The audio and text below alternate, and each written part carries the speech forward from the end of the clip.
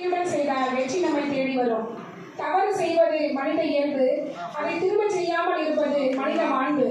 இந்த மனித மாண்பை குறிக்கோளாக கொண்டு முதல் முறை தவறு செய்த சிறார்கள் மீண்டும் தவறு செய்யாமல் இருக்கவும் மனித மாண்பை காக்கவும் உருவாக்கப்பட்டதே பாதை திட்டமாகும்.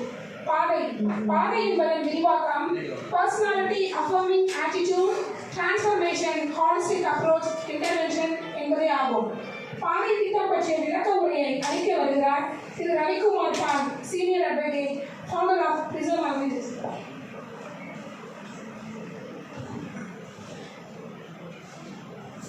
Honorable Minister, Mrs. Geeta Jeevan, Secretary of the Department, Mrs. Jayashree Muralidharan, the Director of this Special Department, and Mr. Tom Verghese, the JG Magistrate of the JJB, and all the people gathered here, distinguished guests, and above all, the boys at the back. என்னை மன்னிக்கணும், நான் ஆங்கிலத்தில் பேச போகிறேன். ஏன்னா ஒரு சின்ன இது ஆங்கிலத்தில் சொன்னால் தான் கொஞ்சம் கிளியராக இருக்கும். அதனால் உங்களுக்கு முதல்ல இங்கே வந்ததுக்கு ரொம்ப நன்றி. Today is a very special day. It's a day when we are at a crossroads as we try to understand the effect that society has on youngsters, particularly those who are petty offenders who have come into the system. We are at a time when this government has been so gracious, and the Chief Minister and the Minister and the officers of the department have been so anxious to help this segment of society. அதாவது உங்கள் சிறு குற்றம் செஞ்சவங்களுக்கு உதவி செய்யணும்னு ஒரே நோக்கத்தோட இந்த கவர்மெண்ட்டும் இந்த டிபார்ட்மெண்ட்டில் இருக்கிற அத்தனை பேரும் இன்றைக்கி ஒரு ரொம்ப ஸ்பெஷல் திட்டத்தை உருவாக்கி உங்களுக்கு நன்மை செய்யணும்னு ஒரே ஒரு நோக்கத்தோடு நம்ம எல்லாம் இங்கே வந்திருக்கோம். முதலாவது நம்ம யோசனை பண்ணும்போது இந்த திட்டம் எதுக்காக அப்படின்றது இது பண்ணோம். அந்த மாதிரி நம்ம பார்க்கும்போது நம்ம மெயினாக என்ன பார்க்கலாம், சிலவங்க தெரிஞ்சும் தெரியாமல் இந்த சிறு தவறுகள் நம்ம சிறு வயசில் இருக்கும்போது நம்ம சிறு தவறுகள் செய்கிறது சகஜம். நம்ம இங்கே இருக்கிறவங்க அத்தனை பேரும் சிறு தவறுகள் நிச்சயமாக செஞ்சுருப்போம். அதனால் ஆனால் அந்த சிறு தவறுகள் நம்மளை எதிர்காலத்தை பாதிக்கக்கூடாது, எந்த காரணத்தை கொண்டும் அதை பாதிக்கக்கூடாது. நம்ம அதை மறந்து நம்மளுக்கு பின்னால் வைத்து முன்னோக்கி போய் அந்த முன்னால் ஒரு ஒளிமயமான எதிர்காலம் இருக்குது, நம்மளுக்கு நிச்சயமாக உருவாக்க முடியும் என்ற நம்பிக்கை தமிழ்நாடு கவர்மெண்ட்டுக்கு இருக்கிறதுனால இந்த பாதை திட்டத்தை அவங்க அமல்படுத்தி உங்கள் அத்தனை பேருக்கும் பயன்படுறதுக்காக ஒரு அரேஞ்ச்மெண்ட் செஞ்சுருக்காங்க. இந்த பாதை திட்டம் என்னன்றால் 2 விதமாக இருக்குது. இந்த பாதை திட்டத்தில் 2 ஸ்டேஜஸ் இருக்குது.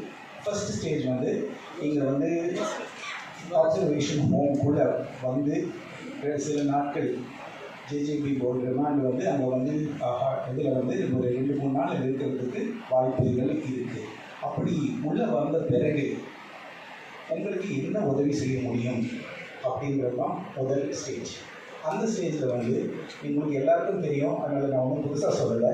நீங்கள் வந்ததுலேருந்து உங்களுக்கு பார்த்துருப்பீங்க. உங்களுக்கு கவுன்சிலிங், உங்களுக்கு மற்ற விதமான சைக்கலாஜிக்கல் இன்டர்வென்ஷன், குரூப் தெரப்பி, பல விதமான ஆக்டிவிட்டீஸ் நடந்துருக்கு.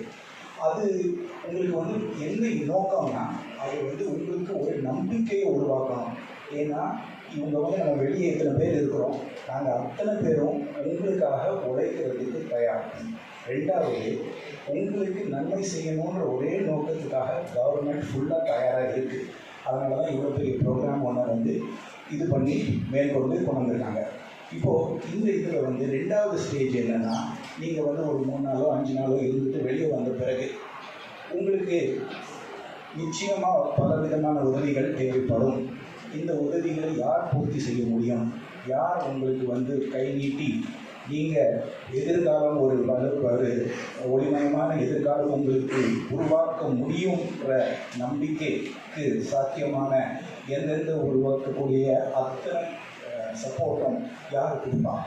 இதுக்கு தான் நம்ம இந்த திட்டத்தின் கீழ் கவர்மெண்ட் என்ன சொல்லியிருக்காங்கன்னா 4 கவுன்சிலர்ஸ் அவங்க சைல்ட் கேர் ஆஃபீஸர்ஸ்ன்னு சொல்லி அவங்க சென்னை போலீஸ் டிஸ்ட்ரிக்டில் 4 இடத்துல அவங்க சகஜமாக தங்குற இடத்துல அவங்க வந்து உங்களுக்கு வில் பி அவைலபிள். உங்களுக்கு வந்து 24 மணி நேரம் எப்போ வேணாலும் அவங்களுக்கு உதவிக்கு இருப்பாங்க. அவங்க வந்து உங்களுக்கு இருக்கிற கஷ்டங்கள் எது இருந்தாலும் அவங்க வந்து உங்களுக்கு உதவி செஞ்சு அவங்கள வந்து உங்களுக்கு ஒரு ஷார்ட் டேர்ம் பிளான் இங்கே விட்டு வெளியே போன பிறகு உங்கள் எதிர்காலம் எப்படி அமையணும்னு உங்களுக்கு என்ன எதிர்காலம்ன்றது நீங்களே நிர்ணயிச்சு அந்த எதிர்காலத்துக்கு எப்படி பாதையை வகுத்து உங்களை அங்கே எப்படி கொண்டு போய் சேர்க்கணும் அப்படின்றது தான் அவங்களுடைய ஒரே குறிக்கோள், ஒரே நோக்கம். அதனால் அவங்க 4 பேர் இருக்காங்க, அதுக்கு தவிர 2 கவுன்சிலர்ஸ் இருக்காங்க. இவங்க எல்லாம் சேர்ந்து உங்களுக்காக மட்டுமே செயல்பட போகிறாங்க. இது வந்து ஒரு புத்தான திட்டம். அதனால் இது வந்து ரொம்ப பல மாதக்கணக்காக இது வந்து கஷ்டப்பட்டு உருவாக்கின எங்கள் person team psychologist and counsellors எல்லாம் வந்து சேர்ந்து இது ஒரே ஒரு இதுக்காக செஞ்சுருக்காங்க.